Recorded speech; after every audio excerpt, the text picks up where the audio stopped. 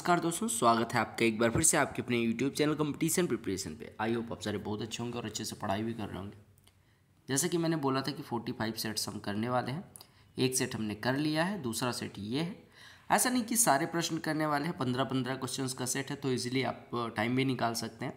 और कोशिश करें कि दिन में एक बार 15 मिनट टाइम निकाल के 15 क्वेश्चन जरूर ट्राई करें। इसमें कुछ क्वेश्चंस मैं आप पे छोड़ता चला जाऊंगा और कुछ क्वेश्चन जो अच्छे लगेंगे वो मैं डिटेल में एक्सप्लेन करने वाला हूँ। ठीक है, तो कॉन्सेप्ट बिल्डिंग भी होगी, प्रैक्टिस भी होगी। पहले प्रश्न में कहा गया 0.061 गुड़े 0.061 गुड़े 0.061 यानी इसका क्यूब प्लस इसका क्यूब बटे A square minus A B plus B square, यानी ऊपर A cube plus B cube, नीचे A square minus A B plus B square. आपको पता है A cube plus B cube क्या होता है, ए प्लस बी, ब्रैकेट में A square minus A B plus B square. तो अगर A square minus A B plus B square से डिवाइड किया जाएगा तो बचेगा आपका लास्ट में ए प्लस बी मीन्स 0.061 प्लस 0.031 यानी कि 0.092। ये आपका आंसर हो जाएगा। क्लियर हो गया।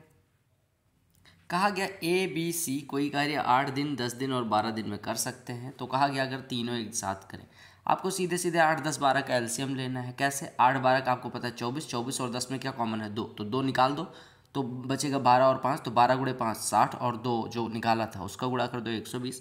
120 को मान लोगे टोटल वर्क। 120 अगर टोटल वर्क है, 8 दिन में 120, एक दिन में 15, 10 दिन में 120, एक दिन में 12, 12 दिन में 120, एक दिन में 10 करेगा। अब तीनों मिलके काम करेंगे तो 12 15 27 10 37 करेंगे। 120 करना है तो 120 बटे 37 दिन की आवश्यकता होगी। एक सॉलिड कॉपर स्फीयर है जो डायमीटर 30 सेंटीमीटर का है, उसको एक वायर में बदला गया है। वायर का डायमीटर 10 सेंटीमीटर, तो आपको लेंथ ऑफ वायर निकालनी। मैंने आपको एक चीज़ बताई थी कि अगर एक आकृति को दूसरी आकृति में बदला जाता है, if shape is change into another, तो आपका क्या कांस्टेंट रहता है, वॉल्यूम। तो अगर कॉपर स्फीयर को बदला गया तो स्फीयर का वॉल्यूम वायर के वॉल्यूम के बराबर होगा। अब वायर जो होता है, हालांकि आपको सिलेंड्रिकल शेप में दिखता नहीं है, बट अगर थोड़ा मोटा वायर हो तो आपको देखने में आएगा कुछ इस प्रकार का होता है वायर, यानी वो सिलेंड्रिकल शेप होता है। उसका यहाँ पे अनुप्रस्थ काट की कुछ रेडियस होती है, इसकी कुछ ऊंचाई होती है, तो इसका वॉल्यूम निकाला जा सकता है। हमने सीधी सी बात कही, हमसे कहा गया कि स्फीयर को पिघला के बनाया गया। स्फीयर का वॉल्यूम क्या होता है, 4/3 पाई गुणे रेडियस का क्यूब। रेडियस क्या है, अगर डायमीटर 30 है तो रेडियस 15 होगी, तो 15 का क्यूब आएगा।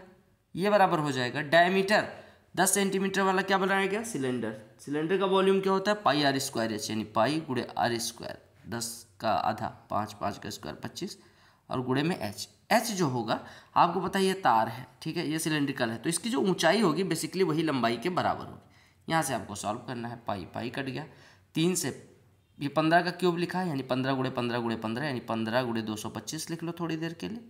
3 से कटेगा 75, 75 25 से कट जाएगा 3, यानी एच बराबर कितना हो जाएगा, 4 गुणे 15 गुणे 3, यानी कि 15 चौको 60 या 180। किस में, सेंटीमीटर में। क्यों? क्योंकि सारी जो मात्रक थे सबके वो सेंटीमीटर थे, तो आपका आंसर सेंटीमीटर में होगा। क्लियर। क्या कहा गया कि राम की मनी का 45% सोहम की मनी के 50% में ऐड कर दिया जाए तो टोटल अमाउंट जो होगा वो 86% सोहम की मनी का हो। एक बात बताओ, हमने 50% सोहम की मनी उठाई और 45% राम की मनी, तो बनी कितनी, 86%। यानी 50% सोहम की मनी थी इस 86 में, बचा कितना, 36%। अरे देखो 86% सोहम की मनी में से 50% तो उसी की थी, यानी बचा जो 36% है, 36% ऑफ सोहम की मनी हम कह सकते हैं ये है 45% ऑफ राम की मनी। क्योंकि अगर 36% सोहम की मनी 45% राम की मनी के बराबर होगी, तो ये 36% सोहम की मनी और 50% यही मिलके 86 होगा। तो कहा गया what percent of Ram money is did Sohan's है, यानी कि राम की मनी का कितना, what percentage of Ram's money, यानी राम की मनी का कितना प्रतिशत सोहम के पास है। क्या मैंने समझाया, मैंने कहा देखो 86% सोहम की मनी थी, 86% बराबर है 50% सोहम की मनी प्लस 45% राम की मनी, यानी 50% इधर और 36% अगर ये हो जाए तो 86% हो जाएगा। यही मैंने 9 से काटोगे 4, 9 से कटेगा 5, यानी 4% ऑफ सोहम मनी बराबर 5% ऑफ राम मनी, या हम कह सकते हैं 4 सोहम बराबर 5 राम। तो यहाँ से अब सोहम की मनी 5 हो जाएगी, राम की मनी 4 हो जाएगी। आपसे क्या पूछा गया, what money of Ram's money, what percentage of Ram's money did Sohan है, यानी राम की मनी का कितना प्रतिशत सोहम के पास है। तो राम की मनी कितना है, 4, सोहम की मनी कितना है, 5, 4 का कितना परसेंट है, 5, 125%। देखो बढ़िया प्रश्न है। प्रोडक्ट निकालना है 5th प्राइम नंबर और prime number immediately greater than 100 100 से जस्ट बड़ी वाली प्राइम नंबर क्या होती है? जिसके केवल और केवल 2 फैक्टर हो। 100 से जस्ट बड़ी वाली बताओ आप कौन सी होगी? आप कहेंगे 100 से जस्ट बड़ी वाली कौन सी होगी? बोलो, क्लियर है? 100 से जस्ट बड़ी 101 होती है, 101 ही प्राइम नंबर मिली। अब फिफ्थ प्राइम नंबर, देखो प्राइम नंबर स्टार्ट कहाँ से होती है? 2 से। 1 नहीं होगा, क्यों? क्योंकि 1 का केवल एक फैक्टर। प्राइम नंबर की डिफिनीशन है मिनिमम 2 फैक्टर्स होने चाहिए। तो पहली प्राइम नंबर 2, फिर 3, फिर 5, फिर 7 और फिर 9 नहीं होगा, 11 होगा। तो फिफ्थ प्राइम नंबर क्या है? 11। और 100 से जस्ट बड़ी वाली क्या है? 101। इन दोनों का प्रोडक्ट, तो 11 एकम 11, 11 एकम 11 आपका आंसर हो जाएगा। क्लियर? एक आदमी क्या काम करता है? 5,000 रुपये 2 साल के लिए 4% पे सिंपल इंटरेस्ट पे लेता है। उसने दूसरे व्यक्ति को 25/4% पे 2 साल के लिए उधार दे देता है, तो उसका गेन परसेंट है। सिंपल सी बात है, 2 साल के लिए 4% पे लिया, यानी 8% तो उसको अपनी जेब से देना है। लेकिन उसने क्या काम किया कि 25/4 यानी कि 25/4 कितना होता है? 6.25% की रेट से 2 साल के लिए उधार दे दिया। यानी वो कमाएगा कितना? 6.25 का 2 गुना, यानी 12.5%। यानी 8% तो उसका गया जेब से और 12.5% आया। यानी ओवरऑल कितना? 8 रुपया गिर गया, 12.5 रुपये आपको मिल गए। यानी ओवरऑल आपका 4.5% कमाई होगी। अब 4.5% किसका? 5,000 का। 5,000 का 1% कितना होता है? 50। तो 4.5% कितना हो जाएगा? गुणे में 50। तो 50 चौको 200 और ये 50 का आधा 25, तो 225 उत्तर हो गया। एक कंट्री की इनिशियल पॉपुलेशन 187,500 थी। बर्थ और डेथ रेट 13% और 9% हो तो पॉपुलेशन बतानी है 2 साल के बाद। देखो आपसे कहा गया 1,87,500 थी, ठीक है। देखो जब कहा जाए ना कि बर्थ रेट और डेथ रेट की बात की जाए, यानी कि 100 व्यक्ति अगर थे तो 13 पैदा होते हैं और उसका 9%, यानी 113 का नहीं 100 का ही, 9 लोग क्या होते हैं? मरते हैं। यानी 13 लोग पैदा हुए, 9 लोग मरे, यानी 1 साल में 4% बढ़ी आपकी जनसंख्या। बेसिकली ये मतलब होता है।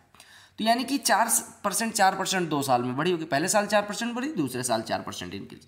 4% का मतलब होता है कि अगर 25 थी तो 26 हो गई। 4% का मतलब होता है अगर 25 थी तो 26 हो गई। तो पहले साल के अंत में इतनी और दूसरे साल के अंत में इतनी हो जाएगी। बस इसी को सॉल्व करना है। 25 625 कटेगा या 300 दे देगा। 300 गुणे 676 आपका 2028। मैंने कहा क्यों? क्योंकि 300 डबल जीरो तो आ ही गया। 3 गुणे 676 यूनिट डिजिट 18, यानी कि 2 जीरो के बाद 8 आना चाहिए, इसी में था। देखो ये प्रश्न, इसमें 4 स्टेटमेंट है, इसका मतलब ये 4 प्रश्न है बेसिकली। कहा गया एक ट्रिप है जो फॉलोइंग वे में कंप्लीट करनी है। 550 किलोमीटर 55 के स्पीड से, यानी 10 घंटे लगेंगे। 4500 किलोमीटर 500 के स्पीड से, यानी 9 घंटे लगे होंगे। 400 किलोमीटर बोट से 25 के स्पीड से, यानी कि कितना टाइम? 16 घंटे लगे होंगे। और 55 किलोमीटर 35 के स्पीड से, यानी कि 55/35, यानी कि 11/7 घंटे लगे होंगे। तो आपसे कहा कि what is average speed for entire journey? Average speed बराबर होती है टोटल डिस्टेंस ट्रेवल्ड बटे टोटल टाइम टेकन, यानी कि कुल कितनी दूरी तय की गई। तो 550 और 55 605, 400 1005 और 4500 यानी कि 5505, यानी 5505 किलोमीटर हम ट्रेवल करते हैं कितने घंटे में? 10 और 25 35 और 11/7, यानी 35 + 11/7 घंटे में। तो ये आपका हो गया डिस्टेंस, ये हो गया टाइम। सॉल्व करो इसको, तो हो गया 5505 बटे 7 गुणे 35 245 और 11 256 और ये 7 ऊपर आ जाएगा। इसी को सॉल्व करना है। तो ये आपका हो गया 7×5 35, 7×5 35 और 7×5 35 3 38। इसी को 256 से डिवाइड करना है। डिवाइड करोगे तो 256 एकम 256 आएगा। आपने कहा बचा कितना? 129 बचेगा। 129 यानी कि 1293 हो जाएगा। 1293 यानी कि 25 चौको 100 4 बार जाएगा। 25 पंचे यानी कि कितना हो जाएगा? 250 पंचे 1250 और 30 1280, यानी 256 पंचे 1280, 1293 यानी कि 150 के अराउंड आपका आंसर हो जाएगा। तो आपका ये करेक्ट ऑप्शन हो गया। ठीक है, हमने 256 से इसमें डिवाइड कर तो 5 बार गया। अभी 1 के बाद 5 इसी में आ रहा है, बाकी किसी में आ नहीं रहा। ये प्रश्न थोड़ा अच्छा है। अब देखो प्राइम नंबर फाइंड करने कहा जाए कि k² + 3 और k³ + 5 are prime numbers, then what will be value of k। अब इसको ऐसे कोई मेथड नहीं है, आप हिट एंड ट्रायल से करोगे कि आप k की वैल्यू रखो और तीनों प्राइम नंबर मिल जाए, बस आपका आंसर। तो आपसे पूछा गया था k = 4 अगर रखते हो तो 4 ही प्राइम नंबर नहीं, यानी कि k की वैल्यू भी प्राइम होनी चाहिए। तो 4 तो ऐसे नहीं हुआ। अगर k = 3 रखते हैं, k = थोड़ी देर के लिए 3 रखते हैं तो ये हो गया 3। लेकिन अगर यहाँ पे देखोगे तो 3² + 3, इसमें से 3 कॉमन आ जाएगा। तो जिस चीज़ का फैक्टर 3 हो गया वो क्या प्राइम नंबर होगा? नहीं, यानी कि 3 भी नहीं होगा। अरे देखो पहला तो 3 तो प्राइम नंबर हुआ, लेकिन के स्क्वायर प्लस 3 जब करोगे आप तो 3 का स्क्वायर धन 3 मिलेगा, जिसमें से 3 कॉमन आ गया, यानी इस संख्या की वैल्यू हो जाएगी 3 + 1, 3 × 4। अब 3 × 4 के 2 फैक्टर, 3, 2 और 4, ठीक है। तो आपने कहा ये प्राइम नंबर है, नहीं, यानी 3 नहीं हो सकता। 7 रखोगे तो ये 7 हो गया, ये 7 का 49 और 3 52। आपको पता है कि अगर ऑड नंबर के स्क्वायर में कोई ऑड नंबर जोड़ेंगे तो इवन मिलेगा, और इवन नंबर कभी प्राइम होता नहीं, यानी 7 भी नहीं होगा। तो आपका एक ही ऑप्शन बचा 2, पुट करके देख लेना, तीनों प्राइम नंबर मिलेंगे। कहा गया कि टी का प्राइस जो है वो 28% बढ़ जाता है, तो कहा गया कंजम्पशन कितना रिड्यूस करें ताकि एक्सपेंडिचर अनचेंज रहे। देखो जब ऐसा कहा जाए ना तो आपको सीधे सीधे क्या निकालना है, आपसे देखो टी का प्राइस कितना बढ़ा, टी का प्राइस कितना बढ़ा 28, बढ़ के कितना हुआ होगा 100 अगर मान लो था, तो 28% बढ़ने का मतलब 28 बढ़ गया, और बढ़ के कितना हुआ 128। अब यही निकाल लो कि कितना इंक्रीज हुआ बटे इंक्रीज होकर कितना हुआ, उसका कितना परसेंट है, यही आपका हो जाएगा कि प्राइस कितना, मतलब कंजम्पशन कितना ड्रॉप करना पड़ेगा। अगर आपसे पूछा जाए कि कंजम्पशन यानी उपयोग या उपभोग कितना कम किया जाना चाहिए, तो आप कहेंगे कि इंक्रीज प्राइस बटे प्राइस आफ्टर इंक्रीज और गुणे में 100। 4 से काटोगे 4 × 7 = 28, 4 से काटोगे 32 मिलेगा, यानी 700 बटे 32, 700 बटे 32, 32 दूना 64, 6 60, 32 दूना 64 के करीब आपका आंसर हो जाएगा, 22% के करीब आपका आंसर हो जाएगा। देखो अगर कहा गया कोई ट्राइंगल है जिसकी साइड्स 24, 17 और 9 है, तो आपको बताना है कि उसका क्या क्या होगा, एरिया क्या होगा, ठीक है। अब देखो यहाँ पे अगर आप देख पा रहे हो 24, 17 और 9 क्या ये राइट एंगल ट्राइंगल बनाते हैं। 17 का स्क्वायर 289, 289 में 81 जोड़ोगे क्या 576 के बराबर होगा, नहीं। तो ये कैसा ट्राइंगल है, विषमबाहु त्रिभुज है, यानी कि आइसोसेलेस ट्राइंगल है, आइसोसेलेस स्केलन ट्राइंगल है, आइसोसेलेस इक्विलेटरल और स्केलन होता है, तो स्केलन ट्राइंगल है। स्केलन ट्राइंगल जब आपको मिले कि साइड्स में कोई मतलब ऐसे आपको वो ना मिले कि ट्रिपलेट बनाता है, तो आपको हीरोज फार्मूला लगाना होता है। हीरोज फार्मूला कहता है आप पहले सेमी पेरीमीटर निकालो, सेमी पेरीमीटर बराबर पेरीमीटर का आधा, तो 24 और 26 50 का आधा 25, यानी कि ये सेमी पेरीमीटर हो गया, यानी एरिया यहाँ से हो जाएगा अंडर रूट में s into S minus A into S minus B into S minus C, S into S minus A into S minus B into S minus C, यानी 25 - 9 16। देखो 8 और 16 में से 8 निकल जाएगा, यहाँ पे बचेगा 2, 2 × 25 50, या सुनो यहाँ पे 8 × 2 लिख लो, तो 8 निकल गया, 25 का 5 निकल गया और 2 का 2 रह गया, यानी कि 40 रूट 2 आपका एरिया हो गया। देखो कहा गया मार्केट प्राइस 75% ज़्यादा है कॉस्ट प्राइस से। देखो कोई चीज़ 75% ज़्यादा होने का मतलब कि 4 था तो 3 ज़्यादा था, 3/4 ही 75% होता है, यानी 4 अगर होता तो 3 ज़्यादा लिखा गया, यानी 7 लिखा गया, यानी 7 किसी चीज़ पे लिखा गया जिसका कॉस्ट प्राइस 4 था। कॉस्ट प्राइस कितना था 4, उसका मार्केट प्राइस कितना था 7। अब मार्केट प्राइस 7 था, उस पर 40% का डिस्काउंट देगा, 7 का 40%, 7 का 10% 0.7, तो 40% कितना हो जाएगा 2.8, यानी 7 से 2.8 कम किया गया, यानी कि ये 4.2 हो गया। कोई चीज़ 7 से 2.8 कम करके 4.2 बनाया गया, तो अब बताओ प्रॉफिट 4 से 4.2, यानी 40 पे 2 रुपये का फ़ायदा, यानी कितना परसेंट फ़ायदा 5%। ये प्रश्न इस वजह से करवा रहा हूँ कि कंपोजिट नंबर का कॉन्सेप्ट आ गया। कंपोजिट नंबर को हिंदी में क्या कहते हैं आप बताना कमेंट सेक्शन में, शायद सम्मिश्र कहते हैं। तो कंपोजिट नंबर क्या होती है, कोई नंबर जो किन्हीं दो इंटीजर्स को प्रोडक्ट के रूप में प्राप्त की जा सके, यानी कि if we multiply 2 integers and we get a number then that number will be composite number, यानी composite number is always a product of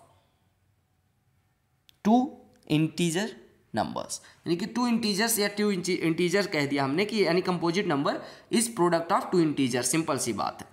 तो हमने कहा कि फर्स्ट 5 कंपोजिट नंबर। अब देखो शुरू करते हैं कंपोजिट नंबर, यानी कि हम शुरू करते हैं किससे, सबसे पहले शुरू करते हैं, सबसे पहला कंपोजिट नंबर कौन सा मिलेगा 4, 4 के बाद कौन सा मिलेगा, 4 के बाद 5 नहीं 6, 6 के बाद 7 नहीं मिलेगा 8 मिलेगा, 8 के बाद 9 मिलेगा, 9 के बाद 10 मिलेगा। इन्हीं का आपको निकालना था एवरेज।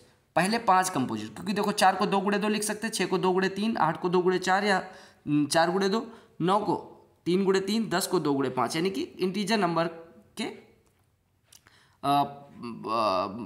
प्रोडक्ट के फॉर्म में लिख सकते हैं। इनका पूछा गया था आपसे एवरेज। एवरेज निकालने के लिए सबको जोड़ के कितने से डिवाइड करेंगे 5, क्योंकि 5 संख्या है।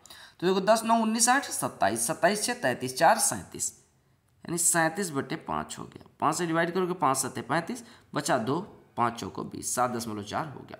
अब ये ना कंफ्यूज होना कि 9 को तो हम 3 गुणे 3 करके ही लिख सकते हैं। क्यों 1 गुणे 9 नहीं लिख सकते?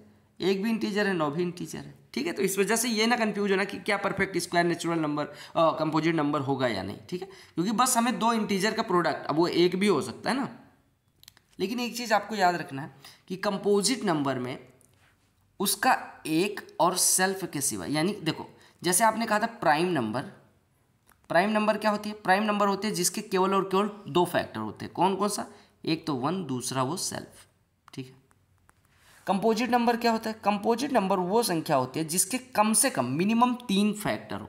मिनिमम 3 यानी कि एक तो 1 होगा, एक सेल्फ होगा और एक कोई अदर हो सकता है, any other number which is other than 1 and the number itself. यानी कि कोई भी संख्या कंपोजिट यानी यौगिक संख्या या समिश्र संख्या जो भी कहते हैं वो तब होगी जब उसके मिनिमम 3 फैक्टर हो, यानी मिनिमम 3 गुणनखंड हो। एक तो एक वो खुद और एक कोई और हो। क्योंकि एक वर्टिकल पोल है जिसकी लेंथ इतनी है और एक शैडो बनाता है, यानी वर्टिकल पोल है जिसकी लेंथ है 8.3 और ये शैडो बनाता है 4.15। आपको हाइट बताना है एक ट्री की जो 40 मीटर लंबी शैडो बनाता है, ठीक है। आपको पता है कि जितनी हाइट का कोई चीज़ होता है तो सन का कुछ होगा, सन किस एंगल पे पड़ रहा होगा ताकि शैडो बन रही होगी, सेम एंगल इधर भी पड़ रहा है। आपको पता है सन जिस एंगल पे है उस पर जितनी हाइट होती है उसकी आधी छाया बनती है, यानी कि आधी उसकी क्या बनती है? शैडो। तो अगर किसी की शैडो 40 बन रही है तो वो इसका दुगना होगा, यानी वो 80 का होगा। सिंपल सी बात है, क्लियर। अरुण ने 150 अमरूद 525 रुपये के खरीदे और 36 रुपये प्रति डजन के हिसाब से बेचे। देखो 150 525 के खरीदे यानी एक का क्रय मूल्य कितना हो गया? 525 बटे 150, यानी आप काटेंगे तो ये कितना मिलेगा? 5 से काटो 30, 5 से काटोगे 125 से भी काट सकते थे, ये 21 हो जाता, ये 6 हो जाता, ये 7 हो जाता, ये 2 हो जाता, यानी 3.5 रुपये का एक खरीदा और बेचा कितने का? 36 का 1 डजन, यानी कि 3 रुपये का प्रति बेचा। 3.5 का खरीद के 3 का बेच रहा है, यानी 50 पैसे का डिस्काउंट मिल रहा है 3.5 रुपये पे, यानी कि 1/7 का डिस्काउंट। 1/7 कितना होता है? 14.29%। डिस्काउंट नहीं, बेसिकली लॉस हो रहा है, ठीक है। तो ये थे 15 क्वेश्चंस। आई होप आपको सारे प्रश्न समझ में आ गए होंगे। अगर समझ में आए हैं तो वीडियो को लाइक, चैनल को सब्सक्राइब कर लेना। बाकी टेलीग्राम चैनल ज्वाइन कर लेना, उधर मैं PDF प्रोवाइड कर दूंगा और ये सीरीज देखना ना भूलें। मिलते हैं अगली वीडियो में, तब तक के लिए bye, take care, love you all. You can check our star batch playlist which is completely free and you will get concepts more than enough for your SSC and CGL, CHS